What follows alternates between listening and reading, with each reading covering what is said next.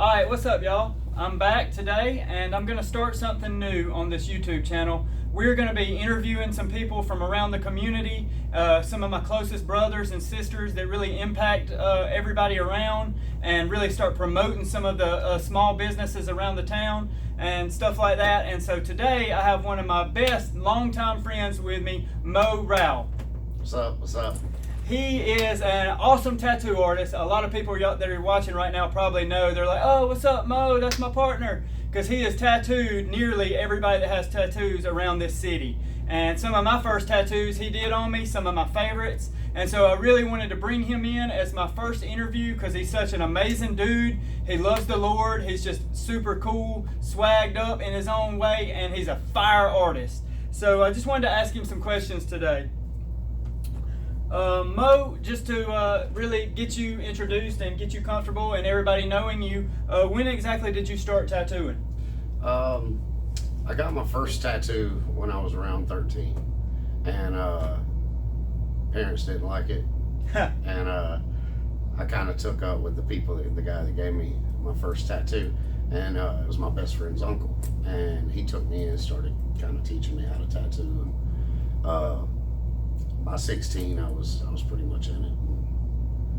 You knew that's what you wanted to do, huh?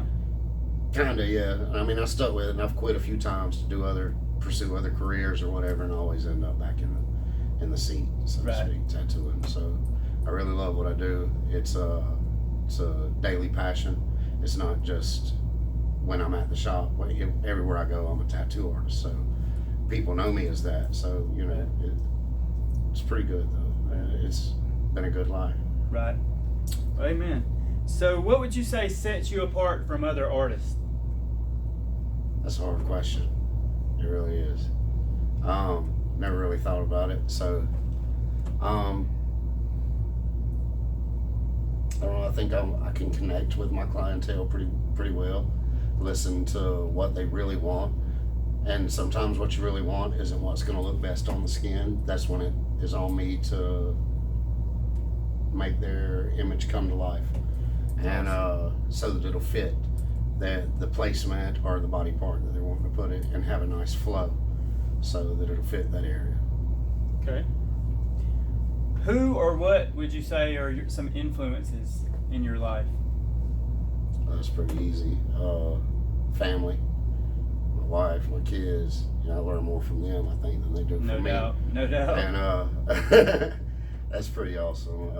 The Lord, the Bible. I mean, that's a daily thing. Every morning, first thing, wake up and I do my own little Bible study.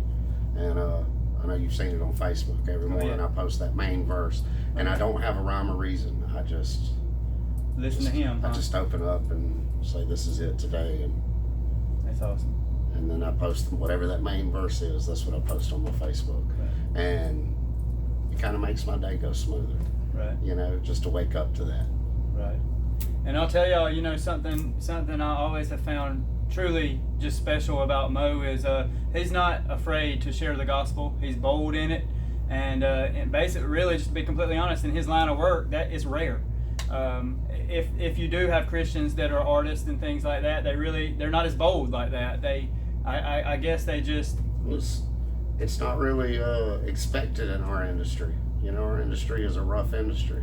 Right. It used to be a wild industry, and it's starting to tame a little and be more focused towards quality art and presentation. Right. But used to, it was a rough and wild industry, and that's kind of what most people have in their mental about the tattoo industry. And I mean, it still can be. There's still areas of the world where it's still a little primitive, and a lot of people doing it out of the house, which gives it a bad reputation. But there are exceptions to that. Right. There's fire artists that have chosen to not follow that rat race of the industry, and they just do it on their own, and it's what they do. They're great at it. Right. And they're safe. But some give them a bad name that aren't so safe, aren't so clean, and things like that. Right. It makes it dangerous. Right. But yeah, it's the industry is evolving and it's changing, and I think it's going in a good direction. That's awesome. So. That's awesome. Okay, what would you tell someone if they didn't have any tattoos and they came to you and they said, I want a tattoo, but I'm scared. What would you tell that sissy of a person? I tell them it sucks. Tell them it's gonna hurt. We have fun at the shop. We like to amp people up, really make jokes, make them kind of freak out mentally a little before they get tattooed. Then when they actually get in the chair, you get them calmed down and you start the tattoo, and they're like, "Oh, this ain't nothing," Right? Because you done freaked them out and you done got them scared to death.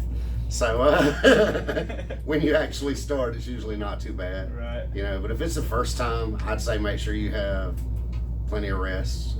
Make sure you have a good meal on your stomach before you come in. Because if not, your blood sugars can drop and it can make you pass out. So, Okay. but other than that, it's they all suck, they all hurt. Right. But if it's what you want and it does carry, I ain't saying that every tattoo needs to carry and have meaning, but if it does, usually first time tattoos do. You know, do it safely and just do it right. Research, check portfolios, talk to different artists, see who has the best style towards what you're trying to get, and not just that. I would personally, I would rather have an artist that I can be comfortable with. Great. I know some really great artists, or have met really great artists that are they're just kind of buttholes and rude, and I don't know. It turned me off to the whole. You know, I don't Right. really want them to tattoo me. Right. You know, no matter how good Kind of like they every are. trade. You know, If I'm every gonna trade. if I'm gonna have to deal with you and give you my money, Right. you know, Let's be cool. Yeah, let's be You know? cool. Let's be cool. Yeah. You know, You're not I'm better than hiring me. you. I'm hiring you to do a job Right. for me, and you know, let's be cool. And Right. and you know, it's not always the artist is right. It's not always the customer is right. It's a relationship at that point. Come on, man. You know. And you know, I think going back to the question we was talking about what sets you apart, just from me to you, I think that would really be a main thing that sets you apart, is that you love people. You love everybody. And so, you know, there's a lot of people just in every trade and every career and just in the world that really have like this bitterness about them towards people. They don't like people. Yeah. Well, when you're in a Yeah. career where you're dealing with people every day, it helps if you love people. Yeah. You know what I'm saying? Yeah, it does. And you It do. And so Yeah. honestly, like, I have so many friends that you're friends with, and these are people that we don't even know mutually, but you just know them and I know them because I also love people, and so do you. And I don't know if it's the Lord in us or just we were just built that way to just. Well, you know, I think a lot of it has to do with our past, man. Come on. You and I both have been through a lot of wild stuff, man. We've done some crazy things. Yeah, even together. And yeah, yeah, and we chose some really wrong roads, man. But for some of us, I think it takes that to make us who we become. I think without that, I think we wouldn't be who we are. We wouldn't have that passion for life. We wouldn't have that passion for other people. You know, if we had never seen that, Right. we could have grown to be those bitter people. That's you right. know, That's right. it took the wrong choices to bring us back full circle to where we need to be. Yes, sir. Yes, sir. So good. So good. Couple more questions. Yeah, man. Tell us about the shop that you work at. Skin Traditions. Skin Tradition. Man, look, I have been there for 11 years. Wow. I've never worked anywhere that long. Right. You know, it's a good environment. We make fun. We have fun. We fight like family. We get in trouble like kids. You know? From Quincy. Yeah. Daddy yeah, come from ring the bell. Quincy and Tammy. Yeah, they get us. If we Good do it folks. wrong, yeah, but it's. I haven't really seen myself working anywhere else. You know, and Right. I've always felt pretty comfortable there. Right.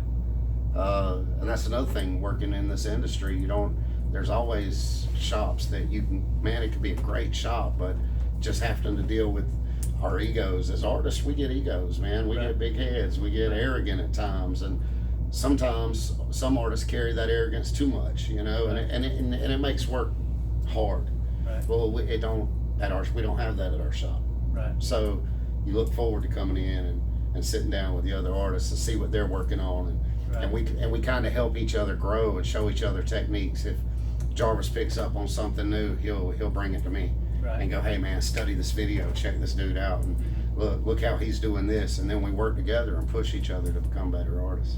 And you don't see that in a lot of shops. Right. So I really appreciate who I work with. It's like a family more Yeah. than just a Yeah. workplace. Yeah.